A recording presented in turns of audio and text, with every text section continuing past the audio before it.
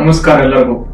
So ನಾನು ತುಂಬಾ ಒಂದು ದಿನಗಳಿಂದ ನನ್ನ ಚಾನಲ್ ನೀವು ಕಂಟಿನ್ಯೂಸ್ ಆಗಿ ನೋಡ್ತಾ ಬಂದಿದ್ರೆ ಮೈಂಡ್ ಓವರ್ ಮ್ಯಾಟರ್ ಅನ್ನೋ ಒಂದು ಟಾಪಿಕ್ ಬಗ್ಗೆ, ಅಥವಾ ಈ ಮನಸ್ಸು ಮತ್ತೆ ದೇಹ ಎರಡು ಎಲ್ಲಿ ಕೂಡ್ತವೆ ಅನ್ನೋ ಒಂದು ಬೇಸಿಕ್ ಥೀಮ್ ಮೇಲೆ ನಾನು ಮಾಡ್ತಾ ಇದ್ದೀನಿ. ಸೊ ಮೈಂಡ್ ಮತ್ತೆ ಮ್ಯಾಟರ್ ಎಲ್ಲಿ ಮೀಟ್ ಆಗುತ್ತೆ ಅನ್ನೋ ಒಂದು ಸ್ಪೆಷಲ್ ವಿಡಿಯೋ ಕೂಡ ಒಂದು ಮಾಡಿದ್ದೆ. ಅದರಲ್ಲಿ ನಾವು ಹೇಗೆ ಕ್ವಾಂಟಮ್ ಫಿಸಿಸಿಸ್ಟ್ ಆಗಿದ್ದ ಶ್ರೋಡಿಂಜರ್ ಅವರು ಉಪನಿಷತ್ತುಗಳಿಂದ ಹೇಗೆ ಇದು ಮೈಂಡ್ ಮತ್ತೆ ಮ್ಯಾಟರ್ ಅನ್ನೋದು ಎಲ್ಲೂ ಮೀಟ್ ಆಗಲ್ಲ, ನಾವು ತೋರ್ಸಕ್ ಸಾಧ್ಯನೇ ಇಲ್ಲ ಅನ್ನೋದ್ರ ಬಗ್ಗೆ ವಿಡಿಯೋಗಳನ್ನ ಮಾಡಿದ್ದೆ. ಈ ಒಂದು ವಿಡಿಯೋದಲ್ಲಿ ಇನ್ನೊಂದು ಕುತೂಹಲಕಾರಿಯಾದ ಮತ್ತು ವಿಚಿತ್ರವಾದ ಸಂಗತಿಗಳಿಂದ ಕೂಡಿದ OBE ಅಂತ ಏನ್ ಕರೀತಾರೆ, ಔಟರ್ ಬಾಡಿ ಎಕ್ಸ್ಪೀರಿಯನ್ಸಸ್ ಅಂತ, ಅಥವಾ ಆಸ್ಟ್ರಲ್ ಟ್ರಾವೆಲ್ ಅಥವಾ ಆಸ್ಟ್ರಲ್ ಪ್ರೊಜೆಕ್ಷನ್ ಅಂತ ಕೂಡ ಇದಕ್ಕೆ ನಾವು ಟರ್ಮ್ ಮಾಡ್ತೀವಿ. ಇದ್ರ ಬಗ್ಗೆ ನಾನು ಮಾತಾಡಕ್ಕೆ ಟ್ರೈ ಮಾಡ್ತೀನಿ.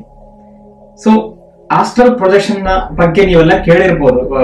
ಬಾಡಿ ಬಿಟ್ಟು ನಾವು ಎಲ್ಲೋ ಹಿಂಗೆ ಹೋಗ್ತೀವಂತೆ, ಟ್ರಾವೆಲ್ ಮಾಡ್ತೀವಂತೆ, ನೋಡಲಾರದ ಜಾಗವನ್ನ ನೋಡ್ತೀವಂತೆ.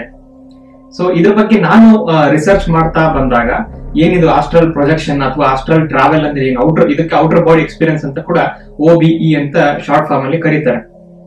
ನಾನು ಇದ್ರ ಬಗ್ಗೆ ರಿಸರ್ಚ್ ಮಾಡ್ತಾ ಹೋದೆ. ಏನಿದು, ಹೌದಾ, ಇದು ನಿಜಾನ, ಇದು ನಿಜ ಆಗಿದ್ರೆ ನಾನು ಮಾಡ್ಬೋದಾ ಇದನ್ನಪ್ಪ? ಯಾಕಂದ್ರೆ ನಾನು ಹೇಳಿದ್ನಲ್ಲ, ನಾನು ಏನೋ ಒಂದು ಫ್ಯಾಕ್ಟ್ ಇದೆ ಅಂತ ಹೇಳಿ ನಂಬೋನಲ್ಲ, ನಾನೇ ಅದನ್ನ ಮಾಡ್ಬಿಟ್ಟು ನಂಬೋನು. ಸೊ ನಾನು ಹುಡುಕ್ತಾ ಹೋದಾಗ ನನಗೆ ಕೆಲವೊಂದು ವಿಷಯಗಳು ಸಿಗ್ತಾ ಹೋಯ್ತು. ಅದನ್ನೇ ಈ ವಿಡಿಯೋದಲ್ಲಿ ಹಂಚ್ಕೊಳ್ತಾ ಇದ್ದೀನಿ. ಜೇನ್ ಆಕ್ಸ್ಪೆಲ್ ಅನ್ನೋ ಒಂದು ಇಂಗ್ಲೆಂಡ್ ನಲ್ಲಿ ಯೂನಿವರ್ಸಿಟಿಯಲ್ಲಿ ಅವರು ರಿಸರ್ಚರ್ ಆಗಿದ್ದಾರೆ. ಅವರು ಇದಕ್ಕೊಂದು ಸಿಸ್ಟಮ್ಯಾಟಿಕ್ ಆಗಿ ಒಂದು ಟರ್ಮ್, ಇದಕ್ಕೆ ಡೆಫಿನೇಷನ್ ಕೊಡ್ತಾರೆ. OBE ಅಂದ್ರೆ ಏನು ಅಂತ ಹೇಳಿ. ಈ ಔಟರ್ ಬಾಡಿ ಎಕ್ಸ್ಪೀರಿಯನ್ಸ್ ಅಂತಂದ್ರೆ ಈ ನಮ್ಮೊಳಗಿನ ಸೆಲ್ಫ್ ಅಂತ ಏನ್ ಕರಿತೀವಿ, ಆ ಸೆಲ್ಫ್ ಅಂದ್ರೆ ಏನು ಅಂತಾನೆ ಡಿಫೈನ್ ಮಾಡಕ್ ಆಗಲ್ಲ. ಆಕ್ಚುಲಿ ಆತ್ಮನ ಅಥವಾ ಜೀವನ ಅಥವಾ ಕಾನ್ಶಿಯಸ್ನೆಸ್ ಅಥವಾ ಏನಂತ ಎಕ್ಸ್ಪ್ಲೇನ್ ಮಾಡಕ್ ಆಗಲ್ಲ. ಆ ಸೆಲ್ಫ್ ನಮ್ಮ ಬಾಡಿಯನ್ನು ಬಿಟ್ಟು ಹೊರಗಡೆ ಹೋಗುತ್ತೆ. ಹೊರಗಡೆ ಹೋದಂತೆ, ಅಟ್ಲೀಸ್ಟ್ ಹೊರಗಡೆ ಹೋದಂತೆ ಭಾಸವಾಗುತ್ತೆ ಆ ಯಾರು ಎಕ್ಸ್ಪೀರಿಯನ್ಸ್ ಮಾಡ್ತಿರ್ತಾರ ಅವರಿಗೆ. ಎಲ್ಲಿ ಹೋಗ್ಬೋದು ಹೊರಗಡೆ ಅಂದ್ರೆ, ಏನ್ ಮನೆ ಬಿಟ್ಟು ಹೋಗ್ಬೋದ ಹೊರಗಡೆ? ಹೊರಗಡೆ ಅಂತಂದ್ರೆ ನೋಡಲಾರದ ಜಾಗಗಳು, ನಾವ್ ಯಾವತ್ತೂ ಅನುಭವಿಸಲಾಗದ ಜಾಗಗಳು. ಲೈಕ್ ಬೇರೆ ಬೇರೆ ದೇಶಗಳಲ್ಲಿ ಹೋಗಕ್ ಸಾಧ್ಯ ಇದೆ. ನೀವ್ ಯಾವತ್ತು ಫಿಸಿಕಲ್ ಆಗಿ ಆ ದೇಶಗಳಿಗೆ ಹೋಗಿರ್ಲಿಲ್ಲ, ಆದ್ರೆ ಹೋಗೋದ್ ಬೇಕಾಗಿರ್ಲಿಲ್ಲ. ಆದ್ರೆ ಆ ಒಂದು ಔಟರ್ ಬಾಡಿ ಎಕ್ಸ್ಪೀರಿಯನ್ಸ್ ಆಗುವಾಗ ನಿಮ್ಮ ಸೆಲ್ಫ್ ಏನಿದೆ ಅದು ಆ ದೇಶಗಳಲ್ಲಿ ಹೋಗುತ್ತೆ. ಇದು ಇಷ್ಟಕ್ಕೆ ಸೀಮಿತ ಅಲ್ಲ. ಜೇನ್ ಆಕ್ಸ್ಪೆಲ್ ಅವರು ಮತ್ತೆ ಹೇಳ್ತಾರೆ, ಬೇರೆ ಗ್ರಹಗಳಿಗೂ ಹೋಗ್ತಾರೆ, ಬೇರೆ ಗ್ಯಾಲಾಕ್ಸಿಗಳಿಗೂ ಹೋಗ್ತಾರೆ.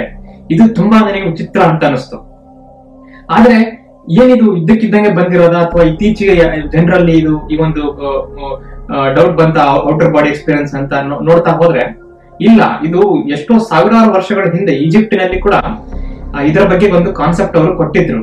ಈವನ್ ನೀವು ಭಗವದ್ಗೀತೆಯಲ್ಲಿ ಕೂಡ ಕೃಷ್ಣ ಹೇಳ್ತಾನಲ್ಲ, mind matter, mind, brain, intelligence ಮತ್ತೆ ಬಾಡಿ ಅಂತ 4 ಅದಕ್ಕೆ ಸ್ಥಾನಗಳನ್ನ ಕೊಟ್ಟಿದ್ದಾರೆ. ಅದರಲ್ಲಿ ಬಾಡಿಗೆ ತುಂಬಾ ಕೊನೆಯ ಸ್ಥಾನವನ್ನ ಭಗವದ್ಗೀತೆಯಲ್ಲಿ ಕೊಡ್ತಾರೆ. ಮೈಂಡ್, ಇಂಟೆಲಿಜೆನ್ಸ್ ಮತ್ತೆ ಬ್ರೈನ್, ಇವು 3 ಮೇಲೆ ಬಾಡಿಗಿಂತ ಮೇಲ್ ಬರುತ್ತೆ. ಸೊ ಇದೇ ತರ ಈಜಿಪ್ಟಿನಲ್ಲಿ ಕೂಡ ಬಾ ಮತ್ತೆ ಕಾ ಅಂತ 2 ಅವರು ಕರಿತಾ ಇದ್ರು. ಬಾ ಅಂತಂದ್ರೆ ಅದು ಒಂದು ಆತ್ಮವನ್ನ ಕ್ಯಾರಿ ಮಾಡ್ತಕ್ಕಂತ ಒಂದು ಏನೋ ಪ್ರಾಣಿ ಅಂತ ಕರಿತೀವೋ ಅಥವಾ ದೇವತೆ ಅಂತ ಕರಿತೀವಿ, ಏನೋ ಒಂದು ಅದು ಹಾರ್ತಾ ಇರುತ್ತೆ, ಅದಕ್ಕೆ ರೆಕ್ಕೆ ಇರುತ್ತೆ. ಈ ಕಾ ಅನ್ನೋದು ನಮ್ಮ ಬಾಡಿ. ಯಾವಾಗ ಬಾ ಅನ್ನೋದು ಹಾರ್ತಾ ಕಾ ಒಳಗೆ ಬಂದು ಹೊಕ್ಕೊಳ್ಳುತ್ತೋ, ಇದು ಒಂಥರ ದೆವ್ವ ಬಂದು ಮೈ ಮೇಲೆ ಹೊಕ್ಕೊಳ್ತಾರೆ ಅಂತ ಹೇಳ್ತಾರಲ್ಲ, ಆ ತರ ಒಂದು ಕಾನ್ಸೆಪ್ಟ್ ಇದು ಈಜಿಪ್ಟ್ ನಲ್ಲಿ ಕೂಡ ಇತ್ತು. ಅಂದ್ರೆ ನಾ ಏನ್ ಹೇಳ್ತಿದ್ದೀನಿ ಇಲ್ಲಿ, ನಾವು ಒಂದು ಯಾರು ಅಂತ ಬರೀ ಇತ್ತೀಚೆಗೆ ಅಷ್ಟೇ ಅಲ್ಲ ಈ ಡೌಟ್ ಬಂದಿರೋದು. ಎಷ್ಟೋ ವರ್ಷಗಳಿಂದ ಬಾಡಿ ಅಂದ್ರೆ ಏನು, ಆತ್ಮ ಅಂದ್ರೆ ಏನು, 2 ಯಾಕೆ ಸಪರೇಟ್ ಅನ್ನೋ ಒಂದು ಕಾನ್ಸೆಪ್ಟ್ ಬಗ್ಗೆ ನಾನು ಮಾತಾಡ್ತಿದ್ದೀನಿ. ಮತ್ತು ಇನ್ನೂ ಒಂದು ರೀಸೆಂಟ್ ಆಗಿ 1986 ನಡೆದಿರ್ತಕ್ಕಂಥ ರಿಸರ್ಚ್ ಪ್ರಕಾರ ಯಾವಾಗ ಆಗುತ್ತೆ ಜನರಿಗೆ, ಈಗ ಆಗೋದಂತ ನಿಜ ಅಂತ ಹೇಳಿ ಜನ ಹೇಳ್ತಿದ್ದಾರೆ ಅಂತಂದ್ರೆ ಎಲ್ಲರೂ ಹುಚ್ಚ ಆಗಕ್ಕೆ ಸಾಧ್ಯ ಇಲ್ಲ. ಈ ಜಗತ್ತಿನಲ್ಲಿ ಎಲ್ಲರೂ ಹುಚ್ಚ ಆಗಕ್ಕೆ ಸಾಧ್ಯ ಇಲ್ಲ. ಸೊ ಅವ್ರು ಏನೋ ಹೇಳ್ತಿದ್ದಾರೆ, ಏನೋ ಕಾಣ್ತಿದೆ ಅಂತ ಅವ್ರಿಗೆ ಎಕ್ಸ್ಪೀರಿಯನ್ಸ್ ಆಗ್ತದೆ. ಅವ್ರಿಗೆ ಸರ್ವೆ ಮಾಡ್ತಾರೆ ರಿಸರ್ಚರ್ಗಳು, ಏನ್ ಆಗ್ತಿದೆ, ಯಾವ ಟೈಮಲ್ಲಿ ಆಗ್ತಿದೆ, ಎಂತ ವಯಸ್ಸಿನವ್ರಿಗೆ ಆಗ್ತಿದೆ, ಎಂತೆಂತ ಕ್ಷಣದಲ್ಲಿ ಆಗ್ತಿದೆ ಇವರಿಗೆ. ಇದನ್ನ ನೋಡ್ತಾ ಹೋದಾಗ 73% ಮಲಗಿದಾಗ ಆಗುವುದು ಕಂಡು ಬಂದಿದೆ. ಮತ್ತು ಇದು ಬಹಳ ಅಥ್ಲೆಟಿಕ್ಸ್ ಯಾರು ಆಡ್ತಾರೋ, ಸ್ಪೋರ್ಟ್ಸ್ ಅಲ್ಲಿ ಯಾರು ಆಡ್ತಾರೋ ಅವರಲ್ಲಿ ಇದು ಕಂಡು ಬಂದಿದೆ. ಯಾಕಂತಂದ್ರೆ ಯಾವಾಗಾದ್ರೂ ನೀವು ತುಂಬಾ ದಣದಾಗ ಬಾಡಿ ರಿಲ್ಯಾಕ್ಸ್ ಆಗಿ ಮಲಗಿರ್ತಿರಲ್ಲ, ಥೀಟಾ ಸ್ಟೇಜ್ಗೆ ಹೋಗ್ಬಿಡುತ್ತೆ ಅವಾಗ. ಈವನ್ ಕನಸುಗಳು ಅಷ್ಟೇ. ನನ್ನ ಓನ್ ಎಕ್ಸ್ಪೀರಿಯನ್ಸ್ ಪ್ರಕಾರ 80 to 90% ನನ್ನ ಕನಸುಗಳು ಯಾವಾಗ ನಾನು ತುಂಬಾ ರನ್ನಿಂಗ್ ಅಥವಾ ಏನಾದ್ರು ಆಟ ಆಡಿ ತುಂಬಾ ಸುಸ್ತಾಗಿ ಮಲ್ಕೊಂಡಾಗ ತಕ್ಷಣ ನಿದ್ದೆ ಬಂದ್ಬಿಡುತ್ತಲ್ಲ, ಅವಾಗ ಆ ತರ ಏನೋ ಎಕ್ಸ್ಪೀರಿಯನ್ಸ್ ಗಳು ಬರ್ತವೆ ವಿಷನ್ಗಳು ಅಂತ. ಆದ್ರೆ ಇನ್ನೊಂದು 17-18% ಆ ಒಂದು ಜನ ಕುತ್ಕೊಂಡಾಗ ಬರುತ್ತೆ ಅಂತ ಹೇಳಿದ್ರೆ, ಇನ್ನೊಂದು 2% 4% ಜನ ಕೆಲಸ ಮಾಡ್ತಿರುವಾಗ ಬರುತ್ತೆ, ಇದ್ದಕ್ಕಿದ್ದಂಗೆ ಬರುತ್ತೆ, ಆಮೇಲೆ ಇಂಡಿಟರ್ಮಿನೆಂಟ್ ಸ್ಟೇಟ್ ಅಲ್ಲಿ ಬರುತ್ತೆ. ಈ ತರ ಎಲ್ಲ ನಾವು ರಿಸರ್ಚ್ಗಳು, ನಾನು ಮಾಡಿದ ರಿಸರ್ಚ್ ಪ್ರಕಾರ ಈ ಪೇಪರ್ಗಳಲ್ಲಿ ಪ್ರಸ್ತಾಪ ಮಾಡ್ತಾ ಹೋಗಿದ್ದಾರೆ, ಇವಕ್ಕೆಲ್ಲ ಅವರು ಸರ್ವೆ ಮಾಡ್ತಾ ಹೋಗಿದ್ದಾರೆ. ಆದ್ರೆ ಇವಾಗ ನಾನು ಹೇಳೋ ಒಂದು ಟಾಪಿಕ್ ಬಹಳ ಇಂಟ್ರೆಸ್ಟಿಂಗ್ ಆಗಿದೆ. ಅದ್ ಏನು ಅಂತಂದ್ರೆ, ಇದು 1972 ನಡೆದಂತ ನಿಜವಾದ ಘಟನೆ. CIA ಅಂತ ನಿಮಗೆ ಗೊತ್ತಿರಬಹುದು, ಸೆಂಟ್ರಲ್ ಇಂಟೆಲಿಜೆನ್ಸ್ ಆಫ್ ಅಮೆರಿಕಾ ಅಂತ. ಅವರು ಕ್ಲಾಸಿಫೈಡ್ಸ್ ಅಂತ ಪ್ರತಿ ವರ್ಷ ಪ್ರೆಸಿಡೆಂಟ್ಗಳ ಒಂದು ಪರ್ಮಿಷನ್ ಒಂದು ತಗೊಂಡ್ಬಿಟ್ಟು, ಗೌರ್ಮೆಂಟಿನ ಪರ್ಮಿಷನ್ ತಗೊಂಡ್ಬಿಟ್ಟು, ಯಾವ ಒಂದು ಪ್ರಾಜೆಕ್ಟ್ ಗಳನ್ನ ಸೀಕ್ರೆಟ್ ಆಗಿ ಅವ್ರ ಗೌರ್ಮೆಂಟ್ ಗೆ ಏನೋ ಮಾಡಿರ್ತಾರೋ, ಅಂದ್ರೆ ಏನೋ ಒಂದು ಸೆಕ್ಯೂರಿಟಿ ಪರ್ಪಸ್ಗಳಾಗ್ಲಿ ಅಥವಾ ಅವರ ಒಂದು ಸ್ಟ್ರಾಂಗ್ ಏನೋ ದೇಶ ಸ್ಟ್ರಾಂಗ್ ಆಗಕ್ಕಾಗ್ಲಿ, ಏನೋ ಒಂದು ಈ ತರ ಗೂಢಾಚಾರ ಒಂದು ಎಕ್ಸ್ಪೆರಿಮೆಂಟ್ ಗಳನ್ನ ಮಾಡ್ತಾರೆ. ಅದನ್ನ ಅವರು ನಿಗೂಢವಾಗಿಟ್ಟಿರ್ತಾರೆ. ಆಮೇಲೆ ಅದನ್ನ ಅವರು ಪಬ್ಲಿಕ್ ಗೆ ಪ್ರಸ್ತಾಪ ಮಾಡ್ತಾರೆ. ಅದಕ್ಕೆಲ್ಲ ಪರ್ಮಿಷನ್ ಬೇಕು. ಸೊ ಈ ತರ 1972 ಅಲ್ಲಿ ಮಾಡಿದ ಒಂದು ಎಕ್ಸ್ಪೆರಿಮೆಂಟಿನ, ಔಟರ್ ಬಾಡಿ ಎಕ್ಸ್ಪೆರಿಮೆಂಟಿನ ಒಂದು ರಿಸಲ್ಟ್ ನ ಅವರು 1995ರಲ್ಲಿ ಬಿಲ್ ಕ್ಲಿಂಟನ್ ಅಂತ ಇದ್ರಲ್ಲ, ಆ ಒಂದು ಪರ್ಮಿಷನ್ ಮೂಲಕ ಇದನ್ನ ಅವರು ಪ್ರಸ್ತಾಪ ಮಾಡ್ತಾರೆ ಪಬ್ಲಿಕ್ ಗೆ. ಏನಪ್ಪಾ ಇದರಲ್ಲಿ ಇದೆ, 1972ರಲ್ಲಿ CIA ಮಾಡಿದ ಒಂದು ತನಿಖೆಯಲ್ಲಿ ಏನ್ ಕಂಡು ಬಂದಿದೆ ಔಟರ್ ಬಾಡಿ ಎಕ್ಸ್ಪೀರಿಯನ್ಸ್ ಅಂತ ನೀವೆಲ್ಲ ಕ್ವಶನ್ ಮಾಡ್ತಾ ಇರ್ಬೋದು. ಇಂಗೋ ಸ್ವಾನ್ ಅಂತ ಒಬ್ಬ ನ್ಯೂಯಾರ್ಕ್ ಮೂಲದ ಆರ್ಟಿಸ್ಟ್ ಅಂತ ಆ ಒಂದು ಪೇಪರ್ ಅಲ್ಲಿ ಪ್ರಸ್ತಾಪ ಮಾಡ್ತಾರೆ. ಆ ಕ್ಲಾಸಿಫೈಡ್ ನ ನನಗೆ ಇಂಟರ್ನೆಟ್ ಅಲ್ಲಿ ಸಿಕ್ತು. ನಿಮಗೆ ಎಲ್ಲ ಡಾಕ್ಯುಮೆಂಟ್ಸ್ ನಾನು ಇದ್ರಲ್ಲಿ ಹಾಕಿರ್ತೀನಿ ಡಿಸ್ಕ್ರಿಪ್ಷನ್ ಅಲ್ಲಿ. ಆ ಇಂಗೋ ಸ್ವಾನ್ ಅನ್ನುವ ಆರ್ಟಿಸ್ಟ್ ನ ಅವನು ಯಾರಪ್ಪ ಈ ವ್ಯಕ್ತಿ ಅಂತಂದ್ರೆ, ಇಂಗೋ ಸ್ವಾನ್ ಅನ್ನು ಇವನು ಈ ತರ ಔಟರ್ ಬಾಡಿ ಎಕ್ಸ್ಪೀರಿಯನ್ಸ್ ನ ಅನುಭವಿಸ್ತಾನೆ ಬೇರೆ ಬೇರೆ ಕಡೆ ಎಲ್ಲ. ಇವನು ಈ ನಾಸಾ ಮತ್ತೆ ಈ CIA ಜೊತೆಗೆ ಕೆಲಸ ಮಾಡ್ತಾವಲ್ಲ, ಇವೆಲ್ಲ ಸ್ಪೇಸ್ ಏಜೆನ್ಸಿಗಳು. ಇವರು ಅವಾಗ 1972 ಯಾವ ಕಾಲ ಆಗಿತ್ತಂತಂದ್ರೆ, ಅವಾಗ ಎಲ್ಲ ಸ್ಪೇಸ್ ರೇಸ್ ಸ್ಟಾರ್ಟ್ ಆಗ್ತಾ ಇತ್ತು. ಬೇರೆ ಬೇರೆ ಗ್ರಹಗಳಿಗೆ ನಾಸಾ ಸ್ಪೇಸ್ ಕ್ರಾಫ್ಟ್ ಗಳನ್ನ ಕಳಿಸೋದು, ಏನಿದೆ ಚಂದ್ರನಲ್ಲಿ ಎಕ್ಸ್ಪೋರ್ ಎಲ್ಲ ಮಾಡ್ತಾ ಇದ್ದಾರೆ. 1969ರಲ್ಲಿ first man on the moon ಕಳಿಸಿದ್ರಲ್ಲ, ಆ ತರ ಅವಾಗ ನಡೀತಾ ಇತ್ತು. ಇವಾಗೆಲ್ಲ ತುಂಬಾ ಮುಂದೆ ಹೋಗ್ಬಿಟ್ಟಿದೆ ಪ್ರಪಂಚ. ಆ ವ್ಯಕ್ತಿ ಏನ್ ಕ್ಲೇಮ್ ಮಾಡ್ತಾನೆ, ಈ CIA ಮತ್ತೆ ನಾಸಾ ಅವರ ಜೊತೆಗೆ ಬಂದ್ಬಿಟ್ಟು, ನಾನು ಹೀಗೆ ಔಟರ್ ಬಾಡಿ ಎಕ್ಸ್ಪೀರಿಯನ್ಸ್ ನ ಅನುಭವಿಸಿದೀನಿ, ನಾನು ಕೆಲವೊಂದ್ಸಲ ನೋಡಲಾರದ ಜಾಗಗಳನ್ನ ನೋಡ್ತೀನಿ, ನಿಮ್ದು ಹೆಂಗು ನೆಕ್ಸ್ಟ್ ಒಂದು ಪೈನಿಯರ್ 10 ಅಂತ, ಪೈನಿಯರ್ 10 ಅಂತ ಅದು ಮಿಷನ್ ಹೆಸರು, ಅದು ಗುರುಗ್ರಹಕ್ಕೆ ಹೋಗ್ಬೇಕು. ನಾಸಾ ಪ್ರತಿಯೊಂದು ಗ್ರಹಕ್ಕೆ ಒಂದೊಂದು ಮಿಷನ್ ಕಳಿಸ್ತಾ ಬಂದಿದೆ. ನ್ಯೂ ಹೊರೈಸನ್ಸ್ ಅಂತ ಪ್ಲೂಟೋಗೆ, ಕ್ಯೂರಿಯಾಸಿಟಿ ಮತ್ತೆ ಪಾತ್ ಫೈಂಡರ್ ಅಂತ ಮಾರ್ಸ್ಗೆ, ಈ ತರ ಕಳಿಸ್ತಾ ಬಂದಿದೆ. ಸೊ ಆ ಒಂದು ಸಂದರ್ಭದಲ್ಲಿ ನಾಸಾ ಪ್ರಿಪೇರ್ ಮಾಡ್ತಾ ಇತ್ತು ಪೈನಿಯರ್ 10 ಅಂತ, ಅದು ಗುರುಗ್ರಹಕ್ಕೆ.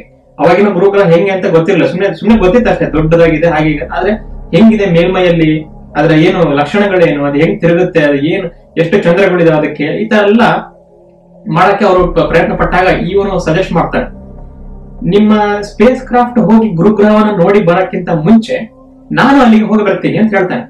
ಎಲ್ಲರೂ ನಗ್ತಾರೆ, ಏನಪ್ಪ ಈ ವ್ಯಕ್ತಿ ಹಿಂಗ್ ಹೇಳ್ತಿದ್ದಾನೆ, ಇವಾಗಿನೂ ನಾವು 3 ವರ್ಷ ಆಗಿದೆ ಚಂದ್ರನ್ ಎಕ್ಸ್ಪ್ಲೋರ್ ಮಾಡಿ, ಇವನು ಗುರುಗ್ರಹಕ್ಕೆ ಹೋಗಿ ಬರ್ತಾನಂತೆ ಅಂತ. ಆಯ್ತು ಅಂತ ಈ ವ್ಯಕ್ತಿಯನ್ನು ಹಿಂದಿನ ಹಿಸ್ಟ್ರಿ ಇತ್ತಲ್ಲ, ಆತರ ಔಟರ್ ಬಾಡಿ ಎಕ್ಸ್ಪೀರಿಯನ್ಸ್ ಮಾಡಿತ್ತು. ಇವನಿಗೆ ಒಂದು ಎಕ್ಸ್ಪೆರಿಮೆಂಟ್ ಅಲ್ಲಿ ಹೆಂಗೆ ರೂಮ್ ಸೆಟಪ್ ಮಾಡ್ತಾರೆ ಅವೆಲ್ಲ ಪೇಪರ್ ಅಲ್ಲಿ ಬರ್ದಿದ್ದಾರೆ. ಅದನ್ನ ಈ ಒಂದು ವಿಡಿಯೋದಲ್ಲಿ ಹೇಳಕ್ ಹೋಗಲ್ಲ, ಅದು ಸಪರೇಟ್ ವಿಡಿಯೋದಲ್ಲಿ ಆಗುತ್ತೆ, ಯಾಕಂದ್ರೆ ಪ್ರೊಸೀಜರಲ್ ಅನಾಲಿಸಿಸ್ ಮಾಡ್ಬೇಕಾಗತ್ತೆ. ಅದಕ್ಕೆ ಇದು ಬರೀ ರಿಸಲ್ಟ್ ಅನಾಲಿಸಿಸ್ ಮಾಡ್ತಾ ಇದ್ದೀನಿ. ಅವನು ಏನ್ ಹೇಳ್ತಾನೆ, ಔಟರ್ ಬಾಡಿ ಎಕ್ಸ್ಪೀರಿಯನ್ಸ್ ಆದಾಗ ಹೇಳ್ತಾನೆ, ಅವ್ನು ಹೇಳ್ದಂಗೆ ಚಿತ್ರ ಬಿಡಿಸ್ತಾರೆ. ಗುರುಗ್ರಹಕ್ಕೆ ಹೋಗಿದ್ದೆ ನಾನು, ವಿಚಿತ್ರವಾದ ಚಂಡಮಾರುತಗಳು ಬರ್ತಾ ಇತ್ತು. ನಮ್ಮ ಭೂಮಿ ಮೇಲೆ ಬರ್ತಾವಲ್ಲ ಟೊರ್ನಾಡೋ, ಹರಿಕೇನ್ಗಳು, ಅದಕ್ಕಿಂತ 1000 ಟೈಮ್ಸ್ ದೊಡ್ಡ ಚಂಡಮಾರುತಗಳು ಬರ್ತಾ ಇತ್ತು. ಅದನ್ನ ನೋಡಿ ನಾನು ಗಾಬರಿ ಆದೆ.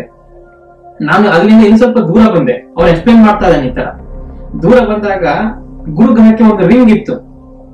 ನನಗೆ ಬಹಳ ಆಶ್ಚರ್ಯ ಆಯ್ತು, ಬರೀ ಶನಿ ಗ್ರಹಕ್ಕೆ ರಿಂಗ್ ಇದೆ ಅಂತ ಅನ್ಕೊಂಡಿದ್ದೆ, ಬಟ್ ಗುರುಗ್ರಹಕ್ಕೆ ರಿಂಗ್ ಇದೆ ಅಂತ. ಅವಾಗ ಇದನ್ನ ಕೇಳಿ ಅವನು ಹೊರಗೆ ಬರ್ತಾನೆ ಈ ಒಂದು ಸ್ಟೇಟ್ ಆಫ್ ಮೈಂಡ್ ಇಂದ. ಅವನು ಹೇಳ್ತಾನೆ, ಯಾಕೆ ಮಾತಾಡಿದ್ಯಾ ನೀನು, ಏನೇನೋ ಮಾತಾಡ್ತಿಲ್ಲ ರಿಂಗ್ ಅಂತ ಅಂತಂದಾಗ ಅವ್ನು ಹೇಳ್ತೀನಿ, ನಾನು ಗುರುಗ್ರಹ ನೋಡ್ ಬಂದಿದ್ದೀನಿ, ಔಟರ್ ಬಾಡಿ ಎಕ್ಸ್ಪೀರಿಯನ್ಸ್ ಮಾಡಿ ಬಂದಿದ್ದೀನಿ, ನಾ ಇಲ್ಲಿರ್ಲಿಲ್ಲ, ನನ್ನ ಆತ್ಮ ಇಲ್ಲಿಂದ ಬಿಟ್ಟು ಹೋಗಿತ್ತು ಅಂತ ಹೇಳ್ತಾನ. ಅಲ್ಲಿವರೆಲ್ಲ ಸ್ವಲ್ಪ ಕನ್ಫ್ಯೂಸ್ ಆಗಿದ್ದಾನೆ. ಆಕ್ಚುಲಿ ಕ್ಯಾಸಿನಿ ಅಂತ ಕಳಿಸಿರ್ತಾರೆ ಅವ್ರು, ಆಕ್ಚುಲಿ ಸ್ಯಾಟರ್ನ್ ಶನಿ ಗ್ರಹವನ್ನು ನೋಡ್ಬಿಟ್ಟು ಗುರುಗ್ರಹವನ್ನು ನೋಡ್ ಬಂದಿದ್ದೀನಿ ಅಂತ ಹೇಳಿ ಇವನು ಮಿಸ್ಟೇಕ್ ಮಾಡ್ಕೊಂಡಿದ್ದಾನೆ, ಸ್ವಲ್ಪ ಮುಂದಕ್ಕೆ ಹೋಗ್ಬಿಟ್ಟಿದ್ದಾನೆ ಇವನು ಡಿಸ್ಟೆನ್ಸ್ ಅಲ್ಲಿ ಅಂತ ಹೇಳಿ ತಮಾಷೆ ಮಾಡ್ಬಿಡ್ತಾರೆ. ಯಾಕಂದ್ರೆ ಅವಾಗ ಶನಿ ಗ್ರಹ ಮಾತ್ರ ರಿಂಗ್ ಇರುತ್ತೆ ಅಂತ ಹೇಳಿ ಗೊತ್ತಾಗಿತ್ತು. ಆದ್ರೆ ಯಾವಾಗ ಪೈನಿಯರ್ 10 ಅಂತ ಆ ಒಂದು ಸ್ಪೇಸ್ ಕ್ರಾಫ್ಟ್ ಹೋಯ್ತು ಅಲ್ಲಿಗೆ, ಅದನ್ನ ಮಾರ್ಚ್ 2, 1972ರಲ್ಲಿ ಲಾಂಚ್ ಮಾಡ್ತಾನೆ. ಅದು ರೀಚ್ ಆಗುತ್ತೆ 1973 ಅಲ್ಲಿ. ಆವಾಗ ನೋಡಿದಾಗ ಅದು ಹೇಗಿದೆ ಅಂತ ಗುರುಗ್ರಹವನ್ನು ನೋಡಿದಾಗ ಇವನು ಹೇಗೆ ಹೇಳಿದನೋ ಅದೇ ತರ ಚಂಡಮಾರುತಗಳು ಒಂದು ಪೈನಿಯರ್ 10 ಅಲ್ಲಿ ಕಂಡು ಬರುತ್ತೆ. ಅಷ್ಟೇ ಅಲ್ಲ, ಗುರುಗ್ರಹಕ್ಕೆ ರಿಂಗ್ ಇರೋದು ಕೂಡ ಆ ಪೈನಿಯರ್ 10 ಅಂತ ಗೊತ್ತಾಗುತ್ತೆ. ಇದನ್ನು ನೋಡಿ ನಾಸಾ ದಂಗಾಗಿ ಬಿಡುತ್ತೆ. ಏನಪ್ಪಾ ಇದು ವಿಚಿತ್ರ, ವಿಚಿತ್ರದಲ್ಲಿ ವಿಚಿತ್ರ, ಚಿತ್ರ ವಿಚಿತ್ರದಲ್ಲಿ ಚಿತ್ರ ವಿಚಿತ್ರ. ಇದು ಸಾಮಾನ್ಯದ ಒಂದು ಘಟನೆ ಅಲ್ಲ. ಈ ವ್ಯಕ್ತಿ ಭೂಮಿ ಮೇಲೆ ಕೂತ್ಕೊಂಡ್ಬಿಟ್ಟು ನಾನು ಹೋಗಿ ಬಂದೆ ಅಂತ ಹೇಳ್ತಾನಲ್ಲ, ಅದೇ ತರ ಇದೆಯಲ್ಲ ಇದು ಉಪಗ್ರಹ. ಇದು ನಮ್ಮ ಸ್ಪೇಸ್ ಕ್ರಾಫ್ಟ್ ಪಿಕ್ಚರ್ಗಳನ್ನ ಆ ತರ ಕಳಿಸ್ತಾ ಇದೆ. ಗುರುಗ್ರಹ ಯಾಕೆ ರಿಂಗ್ ಇದೆ ಅಂತೇಳಿ ನಾನು ಎಕ್ಸ್ಪ್ಲೇನ್ ಮಾಡ್ತೀನಿ. ಈ ಗ್ರಹಗಳಿಗೆ ರಿಂಗ್ ಇರೋದು ಏನು ಅಂತ ಮೀನಿಂಗ್ ಅಂದ್ರೆ ಅಲ್ಲಿ ನಿಜವಾಗ್ಲೂ ರಿಂಗ್ ಇರಲ್ಲ. ನಮ್ಮ ಮದುವೆಯಲ್ಲಿ ಹಾಕ್ತಾರಲ್ಲ ಆ ತರ ರಿಂಗ್ ಇರಲ್ಲ. ರಿಂಗ್ ಅಂದ್ರೆ ಅವು ಕಲ್ಲುಗಳು ಮತ್ತು ದೊಡ್ಡ ದೊಡ್ಡ ಕ್ಷುದ್ರ ಗ್ರಹಗಳು ಮತ್ತು ಐಸ್ ಪಾರ್ಟಿಕಲ್ಗಳು. ಆ ಐಸ್ ಬಹಳ ಪಳಪಳ ಹೊಳೆಯುತ್ತಲ್ಲ ಲೈಟ್ ಬಿಟ್ಟಾಗ, ಆದ್ದರಿಂದ ಸೂರ್ಯನ ಬೆಳಕು ಅಲ್ಲಿ ಬಂದಾಗ ಆ ಐಸ್ ಮೇಲೆ ಬಿದ್ದಾಗ ಆ ಬೆಳಕು ನಮಗೆ ಕಾಣುತ್ತೆ. ಆ ಬೆಳಕು ರಿಂಗ್ ತರ ಇರ್ತದೆ. ಯಾಕಂದ್ರೆ ಆ ಒಂದು ಪ್ಲಾನೆಟ್ ನ ಗುರುತ್ವ ಶಕ್ತಿಯಿಂದ ಅವು ಸುತ್ತಾನೆ ಇರ್ತವೆ. ಸ್ಯಾಟಲೈಟ್ ತರ ಅದೆಲ್ಲ ಆಕ್ಚುಲಿ. ಈಗ ಭೂಮಿಗೆ ಬಹಳ ಒಂದು ಲಕ್ಷ ಸ್ಯಾಟಲೈಟ್ ಕಳಿಸ್ಬಿಟ್ರೆ ಭೂಮಿ ಕೂಡ ರಿಂಗ್ ತರ ಕಾಣುತ್ತೆ. ಯಾಕಂದ್ರೆ ಸ್ಯಾಟಲೈಟ್ ಗೆ ಅದು ಸೂರ್ಯನ ಬೆಳಕಿಗೆ ಶೈನ್ ಆಗಿ ಅದರ ಸೋಲಾರ್ ಸೆಲ್ಸ್ ಗಳು ಹಂಗೆ ಹೊಳಿತವೆ. ಆದ್ರೆ ಗುರುಗ್ರಹಕ್ಕೆ ಯಾಕೆ ರಿಂಗ್ ಕಾಣ್ತಾ ಇರ್ಲಿಲ್ಲ ಅಂತಂದ್ರೆ ಅವಾಗ ಅಲ್ಲಿ ಐಸ್ ಇಂದ ಮಾಡಲ್ಪಟ್ಟಿಲ್ಲ. ಗುರುಗ್ರಹದ ರಿಂಗ್ ಬರೀ ಕಲ್ಲುಗಳಿಂದ ಮಾಡಲ್ಪಟ್ಟಿದೆ, ಕ್ಷುದ್ರ ಗ್ರಹಗಳಿಂದ. ಯಾಕಂದ್ರೆ ಅದಕ್ಕೆ ಸಣ್ಣ ಸಣ್ಣ ಸಣ್ಣ ಚಂದ್ರಗಳಿದಾವೆ. 60ಕ್ಕೂ ಹೆಚ್ಚು ಪಟ್ಟು ಚಂದ್ರಗಳಿದಾವೆ ಗುರುಗ್ರಹಕ್ಕೆ. ಅವು ಅವಾಗ ಡಿಕ್ಕಿ ಹೊಡಿತಾವೆ. ಅವು ಡಿಕ್ಕಿ ಹೊಡೆದಾಗ ತುಂಡು ತುಂಡಾಗಿ ಅವು ಕಲ್ಲು ಮಾರ್ಪಾಡಾಗ್ತಾವಲ್ಲ, ಅವು ಎಲ್ಲಿ ಹೋಗ್ಬೇಕು, ದೂರ ಹೋಗಿ ಬಿಡೋದಿಲ್ಲ ಗುರುಗ್ರಹ. ಯಾಕಂದ್ರೆ ಗುರುತ್ವ ಶಕ್ತಿ ಹಿಡಿತಾ ಇರುತ್ತೆ. ಸೊ ಅದು ಸುತ್ತಾ ಇರ್ತವೆ ಗುರುಗ್ರಹ ಸುತ್ತ. ಬಿಕಾಸ್ ಅದು ಹೊಳಿಯಲ್ಲ, ಯಾಕಂದ್ರೆ ಅದು ಐಸ್ ಅಲ್ಲ, ಶನಿ ಗ್ರಹ ತರ. ಸೊ ಇದು ಪೈನಿಯರ್ 10 ಅಂತ ಒಂದು ಸ್ಪೇಸ್ ಕ್ರಾಫ್ಟ್ ಅಲ್ಲಿ ಎಲ್ಲ ಒಂದು ಪಿಕ್ಚರ್ಗಳು ಪುರಾವೆಗಳು ಸಹಿತ ಬಂದಾಗ ಅವರು ಹೇಳ್ತಾರೆ, CIA ನವರು ಮತ್ತೆ ನಾಸಾದವರು, ಮಾನವನ ಒಂದು ಏನಿದೆ ನಮ್ಮ ಏನು ಕಣ್ಣಿಗೆ ಕಾಣದಂತ ಆಬ್ವಿಯಸ್ ಜೀವ ಅಥವಾ ಆಬ್ವಿಯಸ್ ಕಾನ್ಶಿಯಸ್ನೆಸ್ ಅಂತ ನಾವು ಏನು ಇಷ್ಟು ವರ್ಷಗಳ ಕಾಲ, ಇಷ್ಟು ಶತಮಾನಗಳ ಕಾಲ ನಾವು ನಂಬ್ತಾ ಬಂದಿದ್ವಿ, ಇಷ್ಟೇ ಅಲ್ಲ. ಈಗ ಈ ವ್ಯಕ್ತಿ ಹಿಂಗಂತಾನೆ, ಈ ವ್ಯಕ್ತಿ ತರ ಎಷ್ಟು ಜನರಿಗೆ ಕೆಪಾಸಿಟಿ ಇದೆಯೋ ಅಥವಾ ಇದೆಲ್ಲ ನಮ್ಮ ಒಳಗಡೆ ಇನ್ಹೆರಿಟ್ ಆಗಿದೆಯೋ ಅಥವಾ ಈ ವ್ಯಕ್ತಿ ತರನೇ ನಾವೆಲ್ಲ ಇದೀವೋ ಅಂತ ಅವರು ಕನ್ಕ್ಲೂಷನ್ ಅಲ್ಲಿ ಬರೀತಾರೆ. ಮನುಷ್ಯನಿಗೆ ಎಷ್ಟೇ ನಾವು ಕಾನ್ಶಿಯಸ್ನೆಸ್ ಹಿಂಗೆ, ಜೀವ ಹಿಂಗೆ, ಬಾಡಿ ಹಿಂಗೆ, ಸೋಲ್ ಹಿಂಗೆ, ಬಾಡಿ ಹಿಂಗೆ, ಬಾಡಿ ಒಳಗೆ ಸೋಲ್ ಇರುತ್ತೆ, ಸತ್ ಮೇಲೆ ಬಿಟ್ಟು ಹೋಗುತ್ತೆ, ಇಷ್ಟೆಲ್ಲ ನಾವು ಏನು ಬದುಕಿದ್ದಾಗ ಡಿಟರ್ಮೈನ್ ಮಾಡ್ತೀವಿ. ಇಷ್ಟೇ ಅಲ್ಲ, ಕಾನ್ಶಿಯಸ್ನೆಸ್ ಗೆ ಇನ್ನೂ ಏನೋ ನಮಗೆ ತಿಳ್ಕೊಳ್ಳಾರ್ದಂತ, ಯಾವತ್ತಿಗೂ ತಿಳ್ಕೊಳ್ಳಾರ್ದಂತ ಒಂದು ಸ್ವಭಾವ ಇರಬಹುದು ಅಂತ ಅವರು ಕನ್ಕ್ಲೂಷನ್ ಅಲ್ಲಿ ಪೇಪರ್ ಅಲ್ಲಿ ಪ್ರಸ್ತಾಪ ಮಾಡ್ತಾರೆ. ಸೊ ಇದನ್ನ ಕೇಳಿದ ಮೇಲೆ ನಿಮಗೆ ಏನ್ ಅನ್ಸುತ್ತೆ? ಇದನ್ನ ಕೇಳಿದ ಮೇಲೆ ನನ್ನ ಟೇಕ್ ಮತ್ತು ನನ್ನ ಅನಾಲಿಸಿಸ್ ಈ ತರ ಇರ್ತದೆ. ಈಗ ಒಂದು ಚಿಕ್ಕ ಒಂದು ಎಕ್ಸಾಂಪಲ್ ಹೇಳೋದರ ಪ್ರಕಾರ, ಯಾಕೆ ಹಿಂಗೆ ನಮ್ಮ ಕಾನ್ಶಿಯಸ್ನೆಸ್ ಗೆ, ನಮ್ಮ ಮನಸ್ಸಿಗೆ ಇಂಥ ಒಂದು ಪವರ್ ಹೇಗೆ ಬರಕ್ ಸಾಧ್ಯ ಅಂತ ವ್ಯಕ್ತಿಗಳಿಗೆ ನಾ ಏನ್ ಹೇಳಿದೆ ಆ ಒಂದು ಪೇಪರ್ ಅಲ್ಲಿ ಪ್ರಸ್ತಾಪ ಮಾಡ್ತಾರ. ಇಂಗೋ ಸ್ವಾನ್ ಅನ್ನೋ ವ್ಯಕ್ತಿ ಆರ್ಟಿಸ್ಟ್ ಆಗಿದ್ದ. ಸೊ 2 ಕೇಸ್ ಆಗಿರ್ಬೋದು. ಅವನು ನಿಜವಾಗ್ಲೂ ಔಟ್ ಆಫ್ ಬಾಡಿ ಎಕ್ಸ್ಪೀರಿಯನ್ಸ್ ಮಾಡಿರ್ಬೋದು. ಇಲ್ಲ ಅಂತಂದ್ರೆ ಆರ್ಟಿಸ್ಟ್ ಗಳಿಗೆ ಇಮ್ಯಾಜಿನೇಷನ್ ಪವರ್ ಜಾಸ್ತಿ ಇರ್ತದೆ. ಏನಾದ್ರು ಮೀನಿಂಗು, ಕಣ್ಣಿಗೆ ಕಾಣದ ಲೋಕಗಳನ್ನ ಅವರು ಪೇಂಟ್ ಮಾಡ್ತಾರೆ ಕೆಲವೊಂದ್ಸಲ. ಈಗ ನಾನೇ ಒಬ್ಬ portrait artist, self taught portrait artist. ನಾನ್ ಚಿತ್ರಗಳನ್ನ ಬಿಡಿಸುವಾಗ ಅಂದ್ರೆ ಮೂಗು ಹೀಗೆ ಇರಬೇಕು ಅಂತ ಹೇಳಿ ಆರ್ಟಿಸ್ಟ್ ಒಂದು ಕಲ್ಪನೆ, ಎದುರಿಗೆ ಕೂತ ಒಂದು ವಸ್ತುಗೆ ಹೇಗಿದ್ರು ಕೂಡ ಆರ್ಟಿಸ್ಟ್ ಗೆ ಒಂದು ಕಲ್ಪನೆ ಇರ್ತದೆ. ಆ ಕಲ್ಪನೆಯಿಂದ ಅವನು ಕ್ರಿಯೇಟಿವ್ ಶಕ್ತಿ ಅಂತ ಹೇಳ್ತಾರೆ. ಇದು ಕಲೆಗಾರರಲ್ಲಿ ಬಹಳ ಇರುತ್ತೆ. ಈವನ್ ಹಾಡುಗಾರರಲ್ಲಿ ಆಗ್ಲಿ, ಡ್ಯಾನ್ಸ್ ಮಾಡೋದ್ರಾಗ್ಲಿ, ಆರ್ಟಿಸ್ಟ್ ಗಳಲ್ಲಿ ತುಂಬಾ ಇರುತ್ತೆ ಈ ತರ. ಸೊ ಅವನು ಆ ತರ ಇಮ್ಯಾಜಿನೇಟಿವ್ ಪವರ್ ಇಂದ ಆ ತರ ಒಂದು ಜಗತ್ತನ್ನ ಕ್ರಿಯೇಟ್ ಮಾಡಿರ್ಬೋದ ಗುರುಗ್ರಹ ತರ ಅಂತಂದ. ಇದು ಒಂದು ಡೌಟ್ ಅಷ್ಟೇ. ಆದ್ರೆ ಅವನು ಏನೇನೋ ಮಾಡಿದ್ರೆ ಅದು ಸುಳ್ಳಾಗಿದ್ರೆ ಅದು ಸ್ಪೇಸ್ ಕ್ರಾಫ್ಟ್ ಚಿತ್ರಗಳಲ್ಲಿ ಗೊತ್ತಾಗ್ತಾ ಇತ್ತು. ಆದ್ರೆ ಅದು ನಿಜ ಆಗಿದೆ. ಕಲ್ಪನೆ ಮಾಡ್ಕೊಂಡಿದ್ದ ಅಂತ ಹೇಳೋದು ಬಹಳ ಈಸಿ, ಯಾಕಂದ್ರೆ ಅವನ ಆರ್ಟಿಸ್ಟ್ ಕಲ್ಪನೆ ಶಕ್ತಿ ಬಹಳ ಇದೆ ಅಂತ. ಅಲ್ಲಿರೋ ತರನೇ ಕಲ್ಪನೆ ಇವನಿಗೆ ಹೆಂಗ್ ಬಂತು? ಇವನ ಬಾಡಿ, ಇವನ ಒಳಗಿರೋ ಆ ಒಂದು ಏನು ಅಥವಾ ಅದು ಬಾ ಅಂತ ಏನು ಈಜಿಪ್ಟ್ ನವರು ಕಲ್ದಿದ್ರು, ಅದು ನಿಜವಾಗ್ಲೂ ಬಿಟ್ಟು ಹೋಗಿದ್ಯಾ? ತುಂಬಾ ವಿಚಿತ್ರ. ಸೊ ಇಲ್ಲಿ ನಾ ಏನ್ ಹೇಳಕ್ ಇಷ್ಟಪಡ್ತೀನಿ, law of conservation of energy ಅಂತ ಏನ್ ಕರಿತೀವಿ, ಅಂದ್ರೆ ಶಕ್ತಿ ಒಂದು ಏನು ಕನ್ಸರ್ವ್ ಆಗುತ್ತೆ ಅಂತ ಹೇಳಿ. ಶಕ್ತಿಯನ್ನು ನಾವು ಯಾವತ್ತಿಗೂ ಹುಟ್ಟಿಸಕ್ಕಾಗಲ್ಲ, ಶಕ್ತಿಯನ್ನು ಯಾವತ್ತಿಗೂ ನಾಶ ಮಾಡಕ್ಕಾಗಲ್ಲ. ಅಂದ್ರೆ ಇದರ ಅರ್ಥ ಏನು ಅಂತಂದ್ರೆ ಸಿಂಪಲ್ ಆಗಿ, ಇವತ್ತು ಏನೇನು ಜಗತ್ತನ್ನ ನೋಡ್ತೀವಿ, ಒಂದ್ಸಲ ರಾತ್ರಿ ಹೊತ್ತು ಹೋಗಿ ಆಕಾಶವನ್ನು ನೋಡಿದಾಗ ಏನೇನು ಕಾಣುತ್ತೆ, ಏನೇನು ಎಕ್ಸ್ಪೀರಿಯನ್ಸ್ ಆಗುತ್ತೆ, ಆ ಒಂದು ಟೋಟಲ್ ರಿಸಲ್ಟೆಂಟ್ ಏನಿದೆ ಅದೆಲ್ಲ ಯಾವಾಗ್ಲೂ ಎಟರ್ನಲ್ ಆಗಿ ಇರ್ತಕ್ಕಂಥದ್ದು. ಹೊಸ ಹೊಸ ಮೊಬೈಲ್ಗಳು ರಿಲೀಸ್ ಮಾಡ್ತಾರೆ ಪ್ರತಿ ವರ್ಷ, ಹೊಸ ಹೊಸ ಕಾರ್ಗಳು, ಹೊಸ ಹೊಸ ಮಾಡೆಲ್ಗಳು, ಹೊಸ ಹೊಸ ಮನೆ ಡಿಸೈನ್ಗಳು ಬರ್ತಾರೆ. ನಾವು ಏನ್ ಅನ್ಕೊಳ್ತೀವಿ ಇವನ್ನೆಲ್ಲ ನೋಡಿ ಪ್ರತಿ ವರ್ಷ ಏನೋ ಹೊಸ ಹೊಸದಾಗಿ ಕ್ರಿಯೇಟ್ ಮಾಡ್ತಿದ್ದಾರೆ, ಹೊಸ ಹೊಸದಾಗಿ ಇನ್ವೆನ್ಷನ್ ಆಗ್ತಿದಾವೆ. 100 ವರ್ಷಗಳು 200 ವರ್ಷಗಳಲ್ಲಿ ಇಂಟರ್ನೆಟ್ ಅನ್ನೋದು ಬಂದಿದೆ, ಟೆಕ್ನಾಲಜಿ ಬಂದಿದೆ, ಕಾಲ ಮುಂದಕ್ಕೆ ಹೋಗ್ತಿದೆ. ಇಲ್ಲಿ ಏನು ಮುಂದಕ್ಕೆ ಹೋಗ್ತಾ ಇಲ್ಲ. ಇಲ್ಲಿ ಯಾವುದು ಹಿಂದೆ ಇರಲಿಲ್ಲ, ಯಾವುದು ಮುಂದೆ ಬರಲ್ಲ, ಯಾವುದು ಹಿಂದಿನಿಂದ ಮುಂದಕ್ಕೆ ಹೋಗಲ್ಲ, ಮುಂದಿನಿಂದ ಹಿಂದಕ್ಕೆ ಬರಲ್ಲ. ಇಲ್ಲಿ ಎಲ್ಲವೂ ಹೆಂಗಿತ್ತೋ ಹಂಗೇ ಇದೆ. ಮತ್ತೆ ಏನ್ ಚೇಂಜ್ ಆಗಿದೆ ಅಂತ ನೀವು ಕೇಳಿದಾಗ ನಾವು ಅದನ್ನು ನೋಡ್ತಕ್ಕಂಥ ದೃಷ್ಟಿ ಚೇಂಜ್ ಆಗುತ್ತೆ.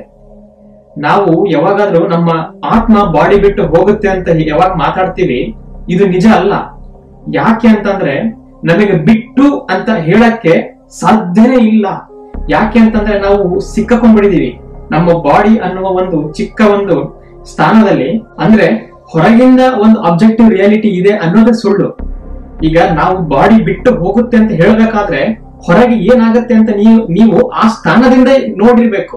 ಆ ಸ್ಥಾನಕ್ಕೆ ಹೋಗ್ಲಿದೆ ನಮ್ಮಿಂದ ಹಂಗ್ ಹೋಗುತ್ತೆ, ಇದು ಬಿಟ್ಟು ಹೋಗುತ್ತೆ ಅಂತ ಹೇಳಕ್ ಸಾಧ್ಯ ಇಲ್ಲ. ಆದ್ರಿಂದ ಈ ತರ ಏನೇ ಔಟರ್ ಬಾಡಿ ಎಕ್ಸ್ಪೀರಿಯನ್ಸ್ ಮಾಡಿರ್ತಾರೆ, ಇದು ನಿಜನಾ ಅಂತ ನೀವು ಕೇಳಿದ್ರೆ ಅಥವಾ ಯಾರಾದ್ರೂ ಕೇಳಿದ್ರೆ ಇದು ಏನ್ ಹಿಂಗಾಗುತ್ತೆ, ಇದೆಲ್ಲ ನಿಜನಾ ಬೇರೆ ಪ್ಲೇಸಿಗೆ ಹೋಗೋದಂತಂದ್ರೆ ಆನ್ಸರ್ ಈ ತರ ಇರ್ತದೆ. ಕರೆಕ್ಟ್ ಆಗಿ ಎಸ್ ಅಂತ ಹೇಳಕ್ ಬರಲ್ಲ. ಅದು ಯಾರು ಅನುಭವಿಸ್ತಾ ಇರ್ತಾರೋ ಅವರ ಪಾಲಿಗೆ ಅದು ನಿಜ. ಯಾಕಂದ್ರೆ ಅವರ ಪಾಲಿನ ಸಬ್ಜೆಕ್ಟಿವ್ ರಿಯಾಲಿಟಿ ಅವರಿಗೆ ಅದು ಹೊರಗಿನ ಆಬ್ಜೆಕ್ಟಿವ್ ರಿಯಾಲಿಟಿ ಆಗಿ ತೋರಿಸ್ತಾ ಇರುತ್ತೆ. ಇಲ್ಲಿ ಹೊರಗಿನ ಆಬ್ಜೆಕ್ಟಿವ್ ರಿಯಾಲಿಟಿ ಅನ್ನೋದೇ ಇಲ್ಲ. ಇದೇ ಒಂದು ವೈಚಿತ್ರ್ಯ. ಅಂದ್ರೆ ನಿಮ್ಮ ಪಾಲಿನ ರಿಯಾಲಿಟಿನ ನೀವೇ ಕನ್ಸ್ಟ್ರಕ್ಟ್ ಮಾಡ್ತಾ ಇರೋದ್ರಿಂದ, ನೀವೇ ಪ್ರತಿ ಸೆಕೆಂಡ್ ನಿಮ್ಮ ಚಿಂತನೆಗಳ ಮೂಲಕ ನಿಮ್ಮ ಒಳಗಡೆ ಹರಿತಾ ಇರೋದು ಏನು ಕಾನ್ಶಿಯಸ್ನೆಸ್, ಅದೇನು ಜೀವ, ಅದೇನು ನಾನು, ಅದರಿಂದ ಬರ್ತಾ ಇರೋದ್ರಿಂದ ಅದು ಸಬ್ಜೆಕ್ಟಿವ್ ರಿಯಾಲಿಟಿಗೆ ಹೊರತು ಆಬ್ಜೆಕ್ಟಿವ್ ರಿಯಾಲಿಟಿ ಆಗಿ ಯಾವತ್ತೂ ಇರಕ್ ಸಾಧ್ಯ ಇಲ್ಲ. ಆದ್ದರಿಂದ ಇದನ್ನ ನಾನು ನಂಬ್ತೀನಿ ಅಂತಂದ್ರೆ ಅದು ನಿಜ ಆಗುತ್ತೆ, ನಾನು ನಂಬಲ್ಲ ಅಂತಂದ್ರೆ ಅದು ನಿಜ ಆಗಲ್ಲ.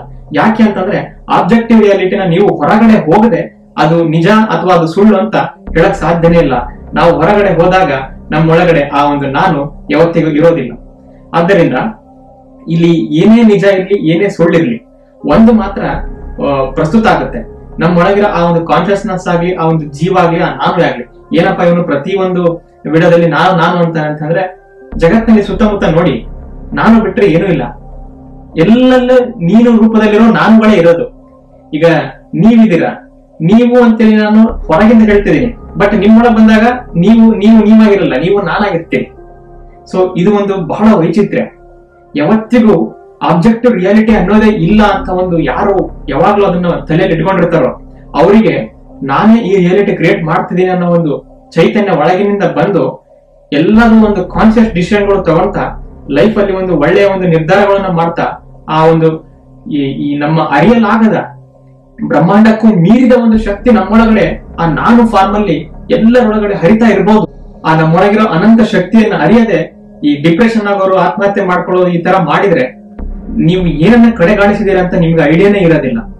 ಆದ್ದರಿಂದ ಯಾವತ್ತಿಗೂ ಆ ನಿಮ್ಮೊಳಗಿನ ಆ ಇನ್ಫಿನಿಟ್ ಸ್ಪಿರಿಟ್ ಅಂತ ಕರೆಯೋಣ, ಅದಕ್ಕೆ ಯಾವತ್ತಿಗೂ ನೀವು ತಲೆವಾಗಿರ್ಬೇಕು ಮತ್ತು ಅದು ತಗೊಳ್ಳೋ ಪ್ರತಿಯೊಂದು ಡಿಸಿಷನ್ ಕೂಡ ಕಾನ್ಶಿಯಸ್ಲಿ ತಗೋಬೇಕು ಅಂತ ಹೇಳ್ತಾ ಈ ಒಂದು ವಿಡಿಯೋನ ಇಲ್ಲಿಗೆ ಮುಕ್ತಾಯ ಮಾಡ್ತಾ ಇದ್ದೀನಿ. ನಿಮಗೆ ಇದೇ ತರಹದ ಮನಸ್ಸಿನ ವಿಷಯಗಳು ಮತ್ತು ಬ್ರಹ್ಮಾಂಡದ ವಿಷಯಗಳು ಇಷ್ಟ ಆದಲ್ಲಿ ದಯವಿಟ್ಟು ನನ್ನ ಚಾನಲ್